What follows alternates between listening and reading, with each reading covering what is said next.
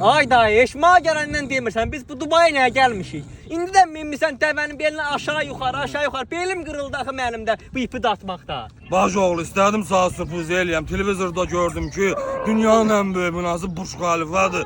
Dedim, o bina mənim olmalı, değil mənim. Gəldim Dubaya ki, Burj Xalifanı alım. Nəsə gördüm, o qraşdaram bəyan elədi. Mən də gəldim, bax bu səhri ya, buranı qəşəng düzəldəcəm, quraqlıqdan qurtaracağım. Burada Burj Xalifadan da böyük bina tikəcəm. Dünyanın ən böyük binası mənim olacaq, mənim. Dayı, bunlar ki səndən prinsipə düşdülər, Burj Xalifəni sağ satmadılar. Burada sən bir dənə Burj Xalifədən nə ki bina tikməlisən. Dünyanın ən böyük binası mənim dayımın olmalıdır.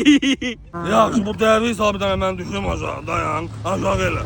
Dayı, buranın layihəsini vermişəm. Dünyanın ən böyük bahalı layihəsi. Orada olacaq Dubai Mall. Bax bu tərəfdə də olacaq Burj Xalifa. Allah sağ How olasın. are you? Ana danışsan bala, bizimlə danışıyoruz. Aa, siz Azərbaycanlısınız. Azərbaycanlı ya. Neçə vaxtdır sizin kimi birini axtardım, Bravo, bravo. gəldim burada tapdım. Adınız nədir? Aliqar. Ay, mənim dayım sağ qaz deyil ha, aralaş burada. Yeri. Yeri, Dayı, dayı. bax burada Burj Xalifəni tikəcəyik. Sanki Burj Xalifəni satmadılar. Eşidirsən?